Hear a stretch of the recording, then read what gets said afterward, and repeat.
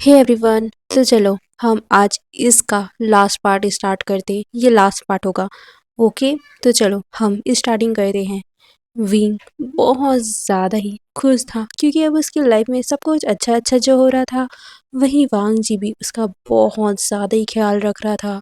Wing को अब अपने पास से कुछ भी लेना देना नहीं था। उसका पास्ट कैसा गया वो उसे सब कुछ भूल गया था क्योंकि वांग जी उसे इतना प्यार जो दे रहा था, वही वांग जी भी विंग के लिए सब कुछ कर रहा था।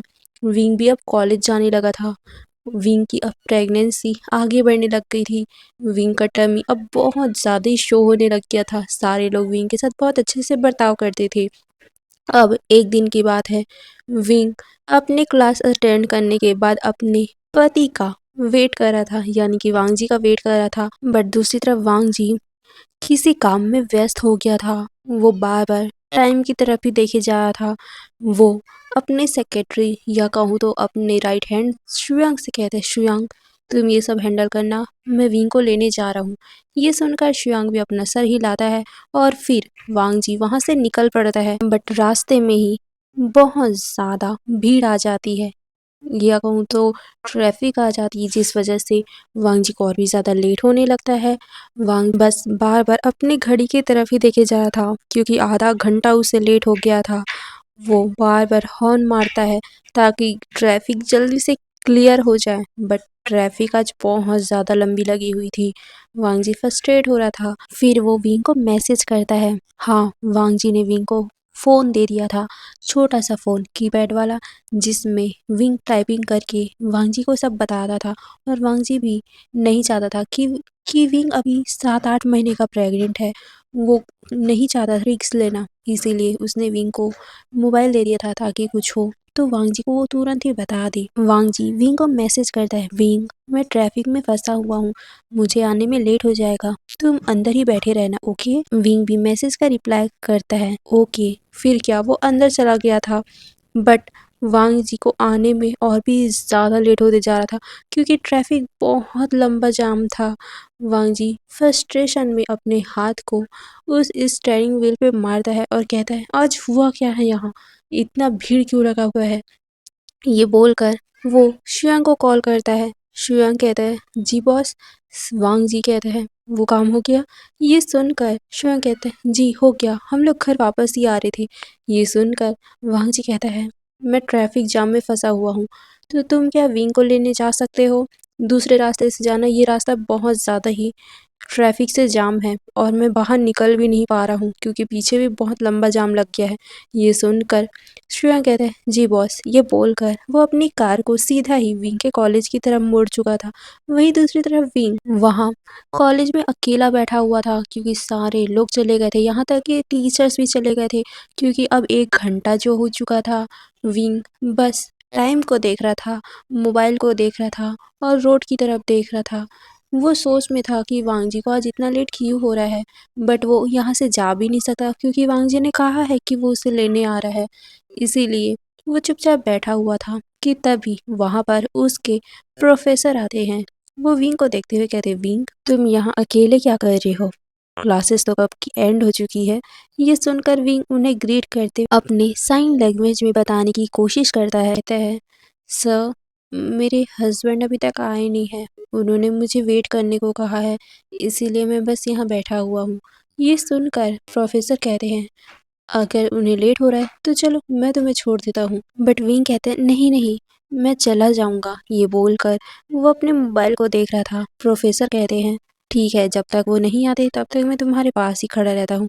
ये बोलकर वो वहीं पर खड़े रहते हैं। विंग उन्हें थैंक यू कहता है, बट फिर वो कहता है कि आप खड़े रहने की ज़रूरत नहीं है प्रोफेसर, मैं ठीक हूँ। और ये सभी चीज़ें विंग साइन लैंग्वेज में ही कह रहा था। और 8-9 महीने हो चुके हैं उसे पढ़ते हुए, तो टीचर्स को भी विंग की भाषा अब थोड़ी थोड़ी तो समझ आने ही लगी है। अब हम आगे बढ़ते हैं। विंग उन्हें कहता है, आप जा सकते हो, बट प्रोफेसर वहाँ से जाते नहीं, वो बस विंग को घूरे जा रहे थे। उनकी आंखों में कुछ अलग से ही शाइन था। विंग जब फील करता है कि प्रोफेसर उसी को ही देखे जा रहा है, तो वो प्रोफेसर को देखता है, जिसे देखकर प्रोफेसर अपना सर मोड़ लेता है। विंग कहता है, सर आप जाइए ना, आप मेरे कारण यहाँ रुकिए मत। आपको भी लेट हो जाएगा। ये सुनकर प्रोफेसर कहते हैं कोई बात नहीं, मैं यहाँ हूँ। ये बोलकर वो बस खड़े हुए थे। तभी वो विंग से कहते हैं तुम प्रेग्नेंट हो ना, तो ऐसे में इतने टाइम तक खाली पीली बैठो मत, रुको मैं तुम्हारे लिए कुछ खाने को ले आता हूँ। विंग कहते नहीं नहीं, मैं मुझे भूख नहीं है। ये सुनकर प्रोफेसर कहते विंग तुम प्रेग्नेंट हो, तुम्हें कुछ खा पी लेना चाहिए। मैं बहुत टाइम से तुम्हें देख रहा हूँ, करीबन 1 घंटा हो गया है। रुको मैं तुम्हारे लिए कुछ ले आता हूँ। ये बोलकर वो सीधा ही बाहर निकल गए थे। विंग उन्हें देख भी रहा था और फिर अपने मोबाइल को देखता है। वो वांग जी को कॉल लगाता है, बट वांग जी कहते wing I am sorry Bobby, यहाँ बहुत लंबी ट्रैफिक है, इसी वजह से मैं आ नहीं पा रहा हूँ। बट हाँ, मैंने शुयांग को भेजा हुआ है, वो तुम्हें ले आएगा। ये सुनकर विंग गहरी से सांस लेता है, जिससे वांग जी को समझ में आ गया था कि विंग उसे हाँ कह रहा है। वो फिर कॉल कट कर देता है। उसके बाद प्रोफेसर विंग के पास आते हैं। उनके हाथों में एक जूस का बॉटल था। वो विंग को देते हुए कहते ये तुम्हारे लिए।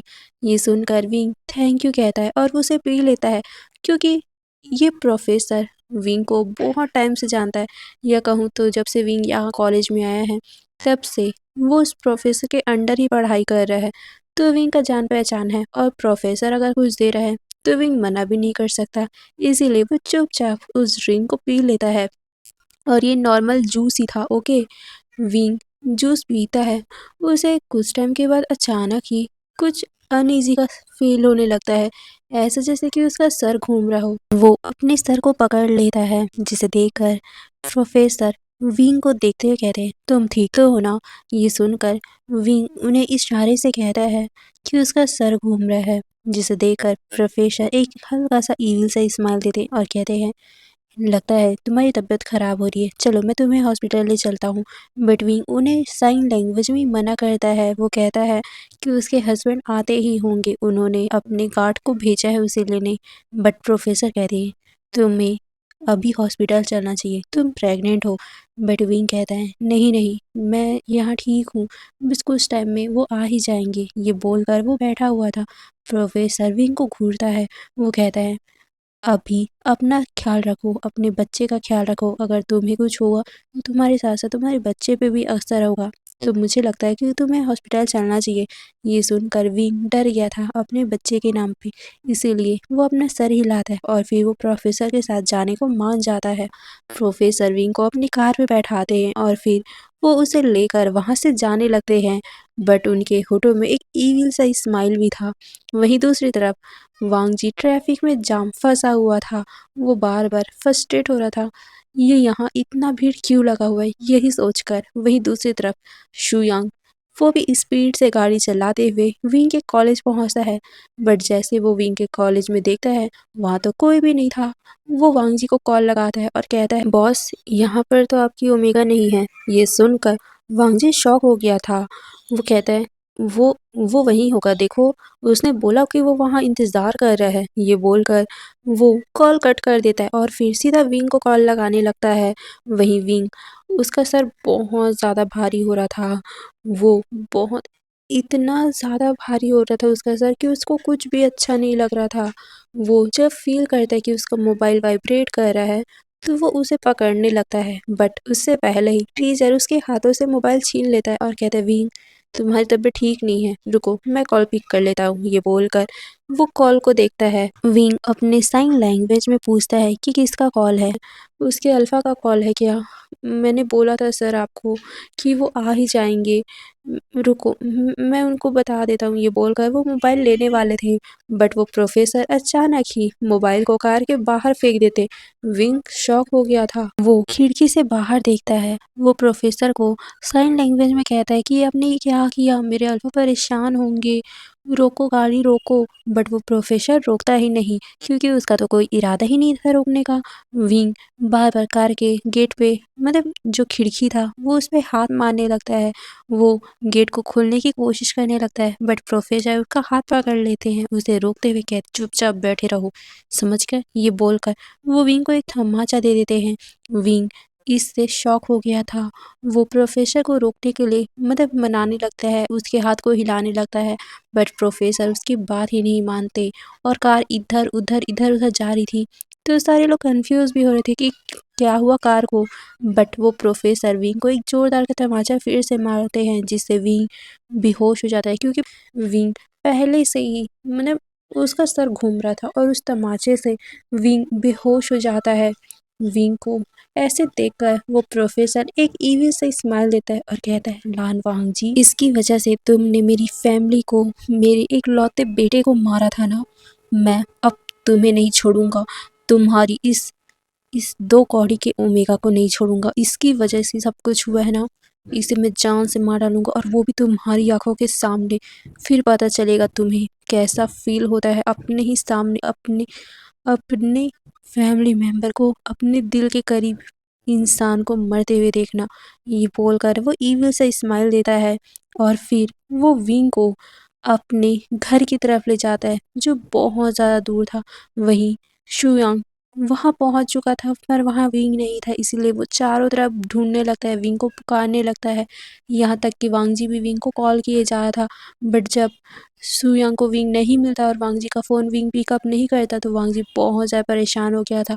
वो शुयांग को कहता है कि विंग को जल्द से जल्द ढूंढो। शुयांग भी आगे पीछे जितने भी लोग वहाँ से जा रहे थे, वो सबको पूछ रहे थे कि आपने इस लड़के को देखा क्या, इस लड़के को देखा क्या, ये इतना बड़ा था, ये ओमेगा था, ऐसा दिखता था, ये बोलकर वो सब लोगों से पूछ रहे थे। बट शुयांग को कुछ भी पता नहीं चल रहा था। और हाँ, ये टाइम ऐसा योग है जहाँ पर सीसीटीवी कैमरा नहीं है, ओके। तो उन लोगों को पता नहीं चल पा रहा था कि विंग कहाँ गया। वहीं वांग जी भी बहुत ज़्यादा टेंशन में आते जा रहा था कि विंग को हुआ क्या। वो घबरा रहा था। पहले जब वो विंग के साथ नहीं था, तो पहला कांड हुआ था, वेंचो ने उसे उठाकर वो सब कांड किया था और विंग उससे 5 सालों तक दूर हो गया था। वांग जी नहीं चाहता कि फिर से विंग उससे दूर हो जाए, इसीलिए वो अब उस कार को वहीं छोड़ता है और तुरंत ही वहाँ से भागने लग जाता है। वो बहुत ज़्यादा पैनिक कर रहा था, वो नहीं चाहता था कि विंग को फिर से कुछ हो जाए, फिर से विंग उससे दूर हो जाए। अब तो उसके साथ साथ उसका बच्चा भी है। वांग जी वांग जी बहुत ज़्यादा पैनिक कर रहा था। वो बहुत ही स्पीड से भाग रहा था, यहाँ तक कि वो शुयांग को भी कॉल करके बोलता है कि जितने भी लोग हैं उन सभी लोगों को बोलो कि विंग को ढूंढे। फैमिली मेंबर से भी पूछो, फैमिली मेंबर से पूछो कि विंग घर पे है कि नहीं, क्या वो घर पे आ गया है। ये बोलकर वांग जी पैनिक हो रहा था। शुयांग भी दूसरी तरफ से कॉल करके अपने लोगों से बोल देता है कि जल्द से जल्द विंग को ढूंढो, और साथ में वो फैमिली मेंबर को भी कॉल करके पूछता है, यहाँ तक कि वांग जी भी फैमिली मेंबर को कॉल कर रहा था। वो पूछ रहा था कि घर पे विंग आया क्या। बट उन लोगों को जब पता चला कि विंग कॉलेज में नहीं है, तो वो लोग भी घबरा गए थे। वो लोग बताते कि नहीं, हमारे पास विंग नहीं आया है, उसे तो तुम लेने वाले थे ना। बट वांग जी बहुत ज़्यादा ही पैनिक हो गया था। वो गुस्से में अपने मोबाइल को बंद करता है और फिर वो भागने लग गया था।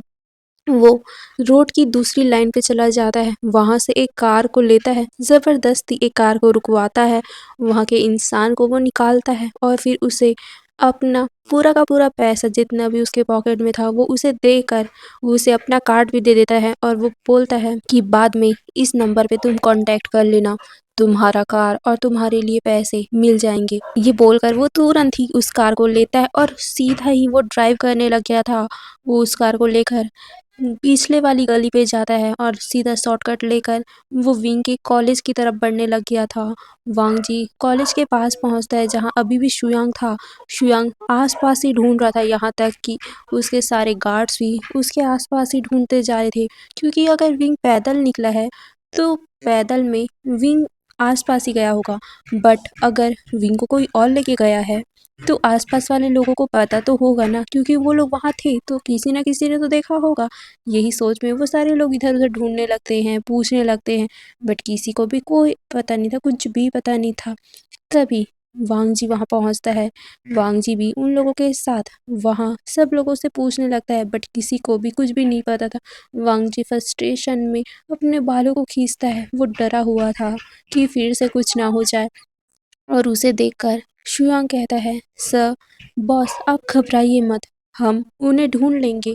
वांग जी, उसके आंखों में आंसू आ गया था। वो कहता है, नहीं, मैं अब विंग को फिर से खोना नहीं चाहता। शुयांग, कुछ करो, मेरे विंग को ढूंढो। ये बोलकर वो वहीं पर ही बैठ जाता है।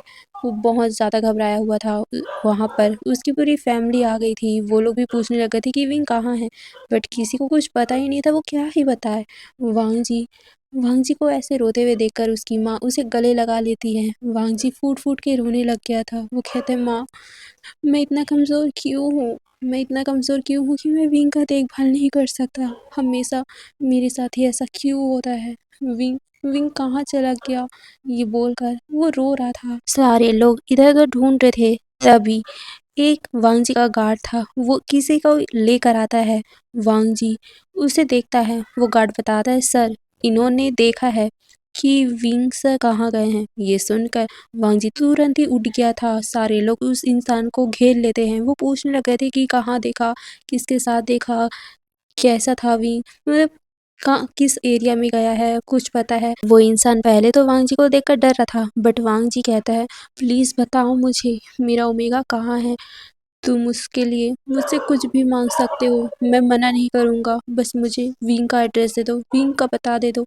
ये सुनकर वो इंसान डरते हुए कहता है, सर, मैंने देखा था कि वो एक इंसान के साथ खड़े हुए थे और फिर वो इंसान उन्हें लेकर अपने कार में कहीं चले गए। ये सुनकर वांग जी कहता है, कौन था?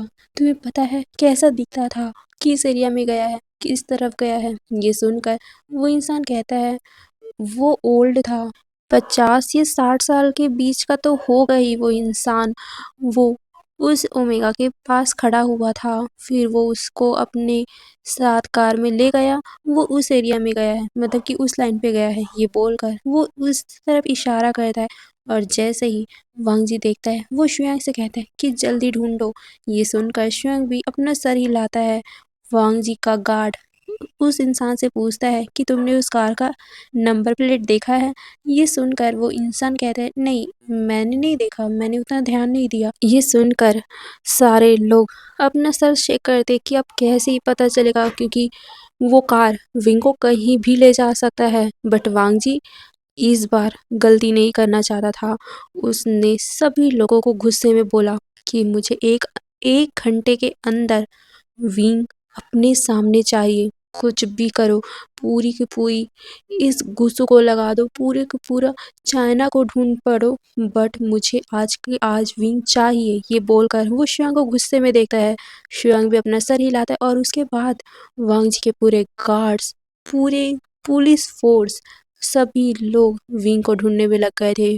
पूरी जगह बस विंग की ही खोज थी।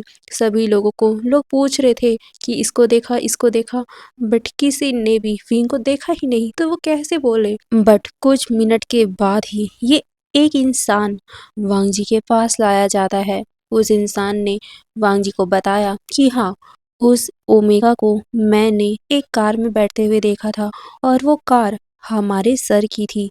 ये सुनकर वांग जी कहते हैं, सर? कौन सा सर? कौन है वो? बताओ मुझे। ये सुनकर वो इंसान बताता है कि वो हमारे ही कॉलेज के प्रोफेसर हैं। असल में ये इंसान भी इसी कॉलेज में पढ़ता है और वो बस अपने दोस्तों के साथ बाहर घूम रहा था और उसने ये कार देखी थी और उसमें विंग को भी जाते हुए देखा था। फिर वांग जी पता लगाता है कि वो कौन सा टीचर है। वो इंसान बताता है कि वो वैन रूहान का कार है। वैन रूहान, ये नाम जानते ही वांग जी का गुस्से का पारा चढ़ गया था। वैन रूहान, उसने विंग को किडनैप किया। शायद तक वांग जी ने उसे जिंदा छोड़कर गलती कर दी।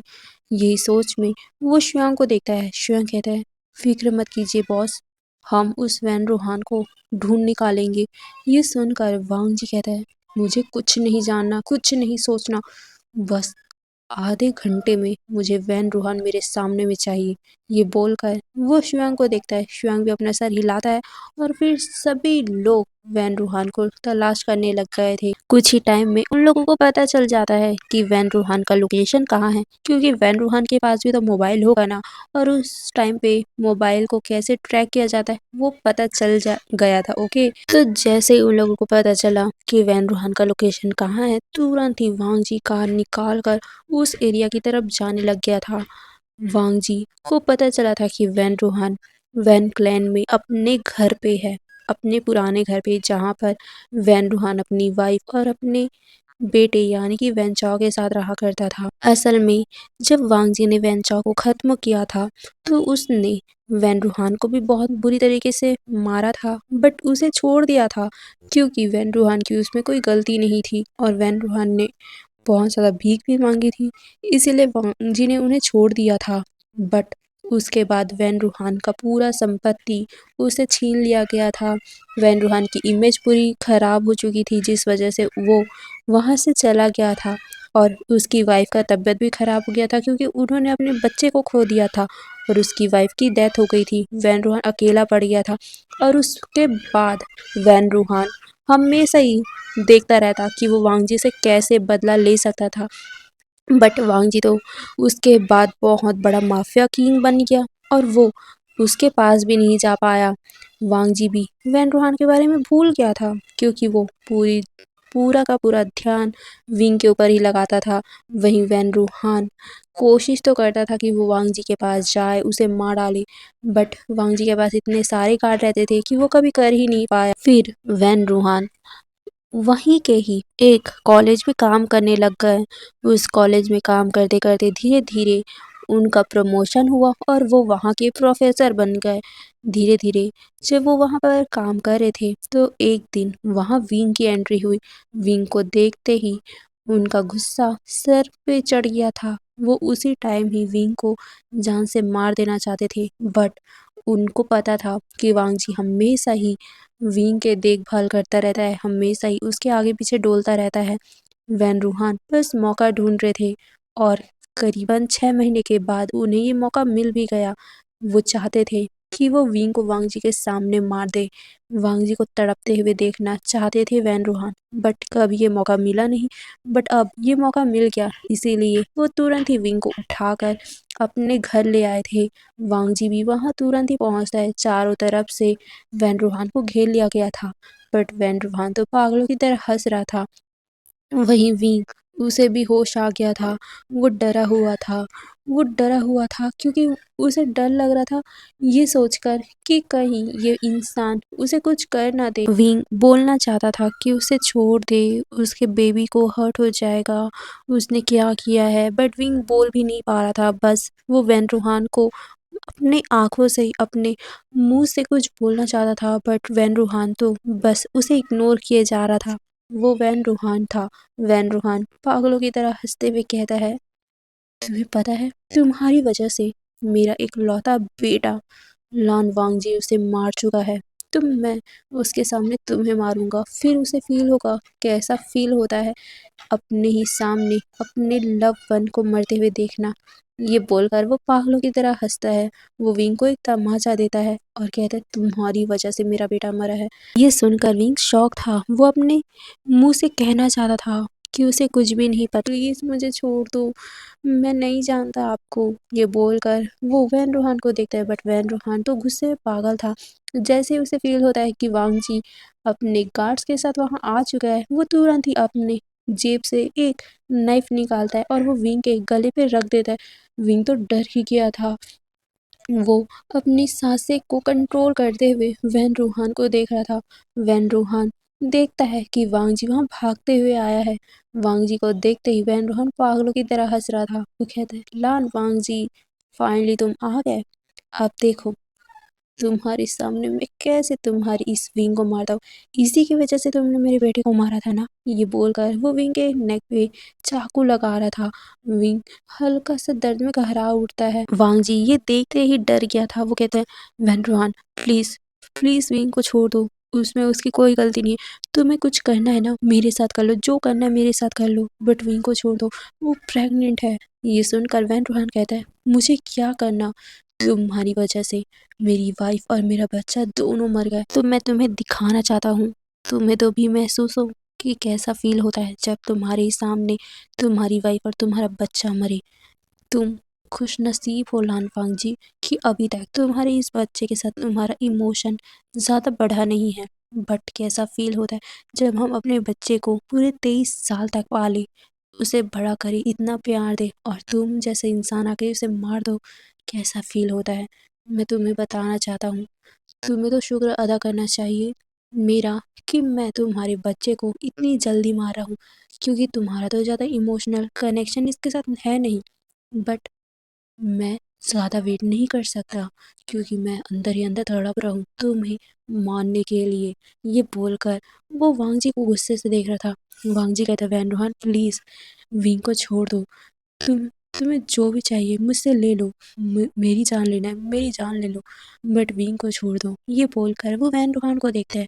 वैन रोहन पागलों की तरह हंसता है और कहता है, लान वांग जी, पहले याद है तुम्हें, मैं इसी तरीके से तुम्हारे सामने गिड़गिड़ा रहा था, मेरे बच्चों को छोड़ दो, मेरे बच्चे को छोड़ दो, बट तुमने छोड़ा। तुम्हें कैसे छोड़ सकता हूँ, मैं तुम्हें तड़पते हुए देखना चाहता हूँ। ये बोलकर वांग जी कहते हैं, प्लीज़ वैन रोहन प्लीज़ मेरे बच्चे को और मेरे विंग को छोड़ दो, मैं तुम्हारे सामने घुटनों पे बैठ जाऊंगा।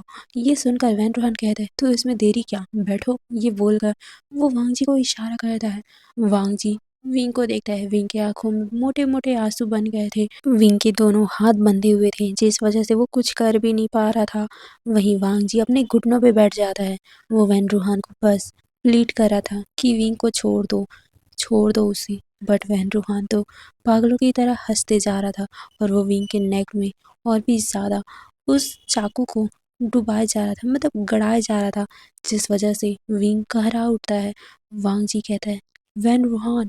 ये सुनकर वैन रोहन कहते हैं, और तड़पो लान वांग जी, और तड़पो। ये बोलकर वो वांग जी को देखता है। वांग जी कहता है, प्लीज उसे छोड़ दो, मुझे मार दो, मुझे मार दो, बट उसे छोड़ दो। ये बोलते हुए वो बस वैन रोहन के सामने प्लीड कर रहा था। विंग बस बेबस आंखों से वांग जी को देख रहा था, वो कुछ भी नहीं कर पा रहा था। वैन रोहन कहता है, नाक रगड़ो मेरे सामने, नाक रगड़ो, जिस तरीके से मैं तुम्हारे सामने नाक रगड़ रहा था। ये सुनकर वांग जी वैन रोहन को देखता है, बट वो अभी विंग को बचाना चाहता था। उसके लिए अगर उसे कुछ भी करना पड़े वो करेगा, इसीलिए वो अपने नाक को जमीन पे रगड़ने लगता है, जिससे विंग अपनी आंखें बंद कर लेता है। वैन रोहन पागलों की तरह हंस रहा था, उसे बहुत ज़्यादा मज़ा आ रहा था। वो कहता है, लान वांग जी, अपे अपने आप को चाटा मारो। ये सुनकर वांग जी उसी तरीके से अपने आप को मारता है। वांग जी को ऐसे देखकर वैन रोहन तो पागलों की तरह हंस रहा था। वो कहता है, नहीं नहीं, इतना काफ़ी नहीं है, मैं चाहता हूँ कि तुम्हारे जितने भी गार्ड यहाँ खड़े हैं वो सब तुम्हें पीटे। ये सुनकर सारे लोग एक दूसरे को देखने लगते हैं। वैन रोहन कहते हैं, अगर तुम नहीं करोगे तो मैं इसे अभी के अभी मार दूंगा। ये बोलकर वो चाकू को विंग के नेक पे और भी ज़्यादा गड़ाता है, जिसे वांग जी कहते, नहीं नहीं नहीं, मैं करता हूँ। ये बोलकर वो अपने गार्ड्स को देखता है और कहता है, मारो मुझे। ये सुनकर गार्ड्स एक दूसरे को देखकर अपना सर नामे शेक करते हैं। वांग जी कहता है, मारो मुझे, जितना हो सके मारो, तुम्हें तुम्हें यही चाहिए ना। ये सुनकर वैन रोहन हंसता है और कहता है, हाँ, पागलों की तरह हंसते हुए कहता है, हाँ मारो इसे, इतना मारो कि इसके शरीर से खून निकले। ये सुनकर वांग जी कहता है, हाँ मारो मुझे। ये बोलकर वो गार्ड्स को देखता है। गार्ड्स एक दूसरे को देखते हैं। वांग जी कहते हैं, मारो मुझे, ये मेरा ऑर्डर है। ये सुनकर वो लोग एक दूसरे को देखते हैं और फिर वांग जी को वो मारना स्टार्ट कर दे, बट बहुत ही धीरे धीरे से, जिसे देखकर वैन रोहन विंग के गले पे और भी ज्यादा टाइटली उस चाकू को दबाते हुए कहते हैं, पागल दिखता हूँ मैं तुम लोगों को, इतना मारो कि इस लान वांग जी की चीखें निकले। मैं इसकी चीखें सुनना चाहता हूँ। अगर तुम लोगों ने ढील किया ना तो इस विवशान का गला यहीं पर काट दूंगा। ये सुनकर वांग जी डरते हुए कहते हैं, नहीं नहीं, तुम लोग क्या कर रहे हो, मारो मुझे, जितना तेज हो सके मारो मुझे। ये सुनकर वो गार्ड एक दूसरे को देखते हैं, बट वो क्या ही कर सकते थे, इसीलिए वो वांग जी को मारने लगते हैं। वांग जी चीख रहा था, जिससे विंग को बहुत ज़्यादा दर्द हो रहा था, उसकी आंसू निकल रहे थे, वो देख नहीं पा रहा था, इसीलिए उसने अपनी आंखें बंद कर ली थी। वहीं वांग जी को मार खाते हुए देखकर वैन रोहन तो पागलों की तरह हंस रहा था। वांग जी के मौत से खून आने लगता है। वांग जी की पूरी बॉडी में बहुत जगह पे घाव हो चुके थे, क्योंकि वो सारे बॉडी बिल्डर्स थे, बहुत बड़े-बड़े माफिया के साथ काम करने वाले लोग थे।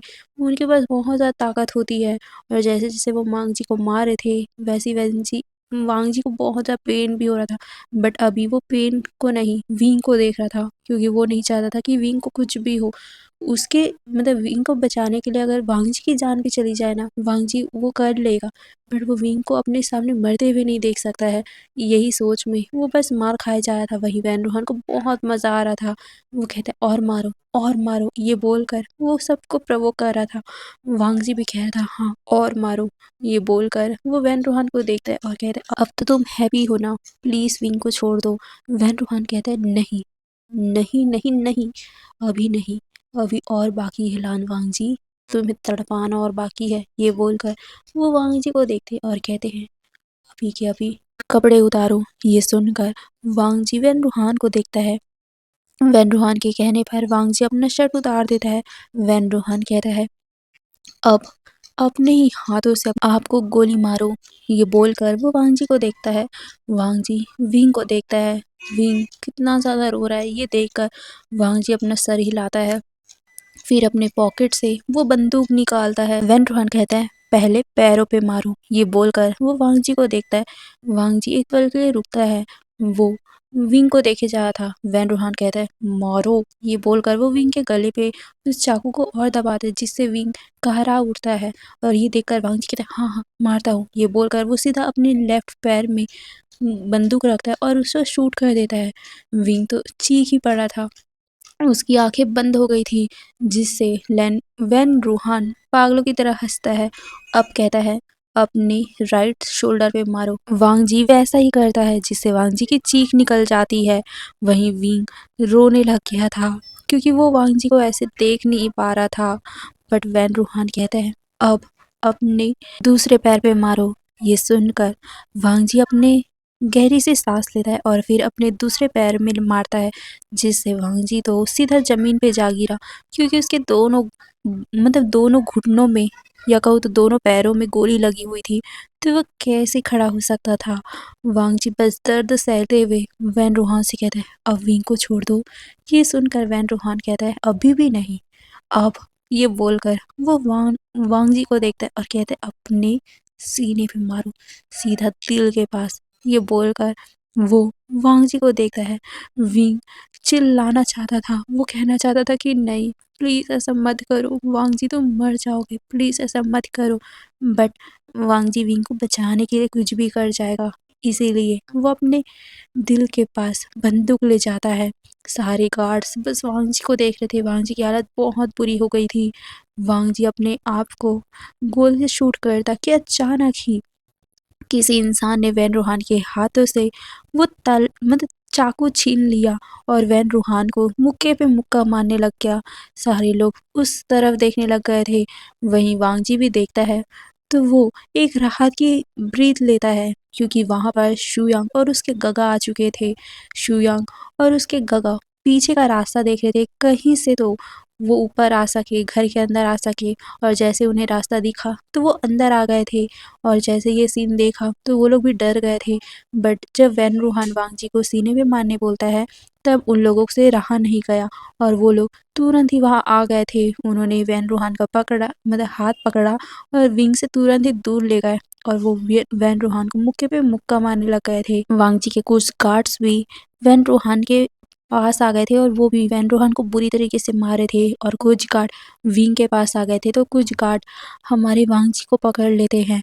वो विंग को खोलते हैं और विंग जैसे खुलता है वो सीधा ही भागते हुए वांग जी के पास आता है। वो वांग जी को देखता है। वांग जी बहुत बुरी हालत में आ चुका था। वांग जी पूरा खून ही खून हो चुका था जिससे विंग रोने लग गया था। विंग वांग जी को देखे जा रहा था। वो वांग जी को कह रहा था कि प्लीज़ प्लीज़ सेफ रहना, प्लीज़ अपनी आंखें बंद मत करना। ये सुनकर वांग जी कहता है कुछ भी नहीं हुआ है, तुम तो ठीक हो ना। ये बोलकर वो विंग के गालों को हाथ लगाता है जिससे विंग के गाल भी पूरे खून हो गए थे। बट अभी विंग को इससे कोई फ़र्क नहीं पड़ रहा था क्योंकि उसके सामने उसका प्यार इस हालत में है। वो कैसे कैसे किसी और बात पे ध्यान दे सकता है। वांग जी विंग को देख रहा था। वहीं दूसरी तरफ वैन रोहान गुस्से में उन लोगों से लड़ाई कर रहा था। वहीं वो सारे लोग मिलकर वैन रोहान को बुरी तरीके से मार रहे थे। वांग जी अपने गार्ड्स के सहारे खड़ा होता है और वो कहता है, तुम्हें मैंने जिंदा छोड़ के बहुत बड़ी गलती कर दी। ये बोलकर वो वैन रोहान को देखता है। वैन रोहान कहता है, मार डालूंगा, मैं मार डालूंगा तुम्हें और तुम्हारी इस विंग को मार डालूंगा। ये बोलकर वो उनकी तरफ आगे बढ़ने वाला था, बट शुयांग ने उसके हाथों को मोड़कर उसे जमीन पे गिरा दिया। वो उसे पकड़ा हुआ था। वांग जी कहता है, मैं तुम्हें कैसे जिंदा छोड़ दूं जब तुमने मेरे विंग को हर्ट करने की कोशिश की है। मेरे विंग को छूने वाला इंसान जिंदा नहीं रहना चाहिए। शुयांग, ये बोलकर वो शुयांग को देखता है। शुयांग कहता है, मैं भी ऐसे इसे कैसे जिंदा छोड़ दूं। इसने मेरे बॉस को चोट पहुंचाया है, मेरी बॉस की वाइफ को चोट पहुंचाया है। ये बोलकर वो सीधा ही गोली वैन रोहान के सर पे शूट कर देता है, जिससे वहीं पर ही वैन रोहान डेड। वहीं विंग तो चीख ही पड़ा था। वो वांग जी के गले लग जाता है। वांग जी उसे एक हाथ से, जो उसका अभी ठीक था, वो उस हाथ से विंग को गले लगाया हुआ था। विंग काँप रहा था, बुरी तरीके से काँप रहा था और काँपते-काँपते कब वहीं पर ही बेहोश हो गया, पता भी नहीं चला। वांग जी भी पैनिक हो गया था। सारे लोग विंग और वांग जी दोनों को ही हॉस्पिटल ले जाते हैं। वांग जी की बुरी तरीके से ब्लड लॉस हो चुका था, यहाँ तक कि गोली लगी हुई थी। वांग जी को उस टाइम तो कुछ फ़र्क नहीं पड़ा, बट अब वांग जी की बहुत बुरी हालत हो चुकी थी। वांग जी को आईसीयू में ले जाया गया। वहीं विंग, वो भी बेहोश था, बट अचानक ही जब उसे वांग जी के बारे में पता चला, वो बहुत बुरी तरीके से रोने लग गया। इतनी बुरी तरीके से रोने लग गया कि उसका गला, बहुत दर्द हो रहा था उसे, क्योंकि वैन रोहान ने विंग के गले पे चाकू रखा था। वो चाकू थोड़ा-थोड़ा करके विंग के नेक के थोड़ा ज़्यादा ही अंदर तक कट लगा चुका था। विंग के नेक में पूरी तरीके से कट नहीं लगा था, बट हाँ, शायद तक वो चाकू विंग के गले के एक नस के बहुत करीब चला गया था। और उस टाइम तो विंग को फ़र्क नहीं पड़ा, क्योंकि वो वांग जी के लिए फ़िक्र कर रहा था, उसे एहसास भी नहीं हुआ। बट अब उसे बहुत बुरी तरीके से दर्द होने लग गया। उस दर्द के कारण उसका लेबर पेन भी स्टार्ट हो गया था। डॉक्टर पैनिक हो गए थे, क्योंकि इससे विंग की जान पे खतरा आ सकता है। एक तो उसका गला भी ट्रीटमेंट करवाना पड़ेगा, दूसरा उसका लिवर भी। कैसे कैसे होगा ये सब, यही सोचकर वो घबराए हुए थे। वो लोग जल्दी जल्दी से विंग को आईसीयू में लेके जाते हैं। दो दो ऑपरेशन हो रहा था एक साथ विंग का, मतलब एक तो गले का, क्योंकि विंग अभी, मतलब उसका गला हल्का सा कटा हुआ है, शायद तक उसके नस पे वार आया है, इसीलिए विंग का गले से ज़्यादा ही ब्लड बह रहा था। तो वो गले को ठीक करना ज़रूरी था। अगर वो ठीक नहीं करेंगे तो विंग की जान जा सकती है। और दूसरा लेबर पेन, विंग को लेबर पेन भी हो रहा था, जिस वजह से उसे दर्द हो रहा था, और दर्द की वजह से गला और भी ज़्यादा दर्द होगा उसे, तो इससे और डबल मतलब जान जाने की खतरा हो सकता है, बेबी का खतरा हो सकता है, बेबी का जान जा सकता है। इसीलिए वो दोनों ऑपरेशन एक साथ करने वाले थे। एक डॉक्टर विंग के ऑपरेशन करा था पेट का, तो दूसरा डॉक्टर विंग के गले का ऑपरेशन करा था। सारे लोग बहुत ज़्यादा पैनिक थे, क्योंकि एक तरफ वांग जी का ऑपरेशन चल रहा था, तो दूसरी तरफ विंग का ऑपरेशन चल रहा था। सब लोग प्रे कर रहे थे कि सब कुछ ठीक हो जाए। करीबन 1-2 घंटे के बाद विंग का ऑपरेशन फाइनल हो गया था। विंग का बेबी सेफली बाहर आ गया था। यहाँ तक कि विंग का गला और उसके पेट का भी ऑपरेशन बहुत अच्छे से हो गया था। वहीं दूसरी तरफ वांग जी का भी ऑपरेशन सक्सेसफुली हुआ था, बट वांग जी अभी भी बेहोश था। विंग को तो कुछ घंटों के बाद होश आ गया था, बट वांग जी को होश नहीं आया था। विंग पैनिक कर रहा था, बट डॉक्टर ने समझाया कि प्लीज़ पैनिक मत करो, सब कुछ ठीक हो जाएगा। बट विंग वांग जी के पास जाना चाहता था, इसीलिए वो सब कुछ छोड़ छुड़ा कर अपने ही बल के सहारे वो वांग जी के पास जाता है। वांग जी को देखने लगता है। वांग जी बेहोश था। वो उसके हाथों को पकड़ता है। विंग को बैठते नहीं बन रहा था, और ये देखकर डॉक्टर उसको कहते हैं कि प्लीज़ आप ऐसे मत बैठिए, आपका ऑपरेशन हुआ है, आपकी टमी में चोट लगी हुई है, मतलब उसमें कट लगा हुआ है, ऐसे बैठोगे तो आपको और ज़्यादा तकलीफ़ होगा। बट विंग को अपने तकलीफ़ से ज़्यादा अभी वांग जी की फ़िक्र था। वो मना करते हुए कहते हैं, नहीं नहीं, मैं नहीं जाऊँगा, मतलब वो साइन लैंग्वेज में ही कह रहा था कि नहीं, मैं नहीं जाऊँगा। डॉक्टर विंग को देखते हैं और फिर वांग जी को, वो कहते हैं ठीक है, हम यहीं पर ही आपका बेड लगा देंगे, पर प्लीज़ आप उठिए, उठकर बैठो मत। ये बोलकर वो वहीं पर ही बेड लगवा देते और विंग को उसी पर ही लिटा देते हैं। दोनों एक दूसरे के पास ही थे। विंग ने अभी भी वांगजी का हाथ पकड़ा हुआ था। वो वांगजी को देखे जा रहा था। वहाँ पर उनके बेबी को भी लाया जाता है क्योंकि विंग मतलब बच्चा है वो, उसे दूध-वूध तो पिलाना ही होगा ना, इसलिए वो विंग को देते हैं। विंग भी उस बच्चे को दूध पिलाता है, बट वो वांगजी को देखते हुए कहता है, "लांसन उठो ना, हमारा बेबी देखो ना कितना क्यूट है, आप देखना चाहते थे ना, प्लीज़ उठो ना।" ये बोलकर वो वांगजी को देखता है। वांगजी पहले तो कुछ रिएक्ट नहीं करा था, बट जब रात को विंग सोया हुआ था, बच्चा अचानक ही रोने लगता है, तब वांगजी की नींद खुल जाती है या कहूँ तो वो होश में आ जाता है। वांगजी सब कुछ प्रोसेस कर रहा था कि क्या हुआ है, बट जैसे उसे बच्चे की रोने की आवाज़ आती है, वो इधर-उधर देखता है। उसे महसूस होता है कि विंग और वांगजी के बीच में एक छोटा-सा बेबी लेटा हुआ है और वांगजी विंग को देखता है। उसके होठों में एक अजीब-सी खुशी आ गई थी क्योंकि वो विंग को और अपने बेबी को देख रहा था। वांगजी उठने की कोशिश करता है, बट वांगजी के दोनों पैरों में चोट लगी हुई थी और उसके कंधे में, तो वो उठ भी नहीं पा रहा था। वांगजी फिर भी उठता है और वो अपने बच्चे को देखता है। वो बच्चे को देख ही रहा था कि तभी बच्चे की रोने की आवाज़ ज़्यादा ही बढ़ जाती है, तो विंग भी उठ जाता है। वो जैसे देखता है वांगजी को जागा, तो खुश हो गया था। वो उठकर वांगजी को हग कर लेता है। वांगजी विंग को देखता है और कहता है, "तुम ठीक हो?" ये सुनकर विंग अपना सर हिलाता है। वांगजी कहता है, "विंग, बेबी।" ये सुनकर वे विंग को भी याद आता है कि हाँ, बेबी रो रहा है। ये सुनकर विंग जल्दी से बेबी को अपने गोद में उठा लेता है और कहता है, "लांसन, ये हमारा बेबी है।" और इस बार विंग ने प्रॉपरली अपने होठों से ये सब बोला था। वांगजी को ये एहसास नहीं हुआ क्योंकि उसका तो पूरा ध्यान बेबी को देखने पे था। वहीं विंग वांगजी को देखे जा रहा था और फिर ये बोलकर वो बच्चे को वांगजी को दिखाता है।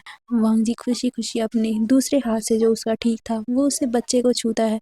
बच्चा पहले तो रो रहा था, बट जैसे ही वांगजी उसे टच करता है, वो खुशी-खुशी वांगजी के हाथों को पकड़ लेता है और वो उसे लिक करने लगता है, सक करने लगता है। ये देखकर वांगजी हँस पड़ता है और कहता है, "लगता है इसे भूख लगी हुई है।" ये सुनकर विंग भी अपना सर हिलाता है और फिर वो वांगजी के हाथों को बेबी के माउथ से हटाता है और फिर विंग उस बेबी को फीड कराने लगता है। तभी वांगजी विंग को देखते हुए कहता है, "विंग, तुम ठीक तो हो ना?" ये सुनकर विंग अपना सर हिलाकर कहते हैं, "हाँ, मैं ठीक हूँ लैंसन।" इस बार वांगजी ने ध्यान दिया। विंग ने अपने मुंह से कहा ये सब। वांगजी विंग को शॉकिंगली देखता है। विंग मुस्कुराते हुए वांगजी को देखता है। वो वांगजी को देखकर उसका हाथ पकड़ लेता है। वांगजी कहते हैं, "विंग, तुम बोल पा रहे हो?" ये सुनकर विंग कहता है, "हाँ, असल में वैन रूहान ने मेरे गले पे वार किया था। शायद उस वजह से मेरे गले का एक नस जो शायद तक पहले काम नहीं कर रहा था, वो उस वजह से कट गया और डॉक्टरों ने उसे ठीक किया और फिर उसके बाद मैं बोलने लगा।" ये सुनकर वांगजी खुश हो गया था और वो खुशी-खुशी विंग को गले लगा लेता है। विंग कहता है, "हिलो मत, आपको अभी भी चोट लगी हुई है, आप ठीक नहीं हो।" ये सुनकर वांगजी कहता है, "बट मैं बहुत ज़्यादा खुश हूँ।" ये बोलकर वो विंग को देखता है। विंग भी खुशी-खुशी वांगजी को देखता है। अब ऐसे करते-करते टाइम बीतने लग गए थे। पूरे के पूरे 1-2 सप्ताह तक वांगजी और विंग हॉस्पिटल में ही रहते हैं। उसके बाद वो घर वापस आ जाते हैं। अब वांगजी मतलब चल तो नहीं पा रहा था, बट हाँ, व्हीलचेयर में वो था। विंग भी धीरे-धीरे करके उसके साथ-साथ ही चल रहा था और शुयांग वांगजी को मतलब वांगजी के व्हीलचेयर को आगे बढ़ा रहा था और बच्चे को हमारे जैंग जैंग ने पकड़ा हुआ था। अब फिर से टाइम बीतता है। वांगजी का पैर धीरे-धीरे करके ठीक होने लग गया था क्योंकि वांगजी का पैर पूरी तरीके से पैरालाइज़ नहीं हुआ था। वो ठीक था, बट गोली लगने की वजह से वो कुछ टाइम तक चल नहीं पा रहा था। बट अब 1 महीने हो चुके थे उन लोगों को ये सब हादसा हुए। तो अब धीरे-धीरे करके वो लोग हील होते जा रहे थे, बट मतलब अभी भी वांगजी पूरी तरीके से चल नहीं पा रहा था। हाँ, पर लकड़ी के सहारे वांगजी इधर-उधर हो पा रहा था। ऐसे करते-करते फिर टाइम बीता। उन्होंने बच्चे का नाम सेरेमनी भी बहुत अच्छे से किया। उन्होंने अपने छोटे से बेबी को युआन नाम दिया। सारे लोग युआन से बहुत प्यार करते थे। कुछ ही महीनों के बाद हमारे जैंग जैंग ने भी एक छोटे से बेबी बॉय को बर्थ दिया। वो भी एक अल्फा ही था। हाँ, युआन भी एक अल्फा ही है और साथ में जैंग जैंग का छोटा बेबी भी अल्फा ही है। अब सब लोग बहुत ज़्यादा खुश थे और इसी खुशी-खुशी मोमेंट में हमारा ये हैप्पी एंडिंग हो रहा है। आपको जैसा भी लगा हो प्लीज़ मुझे कमेंट करना और अगर मेरी आवाज़ पे ध्यान दो ना तो प्लीज़ उसे इग्नोर करना क्योंकि मेरा आवाज़ बहुत बुरी तरीके से बैठ गया है। मैं ज़्यादा तेज़ी से बोल नहीं पा रही हूँ। तो मुझे माफ़ करना और हाँ, अब मिलेंगे हम न्यू कहानी के साथ। ठीक है ना? फिर बाय-बाय।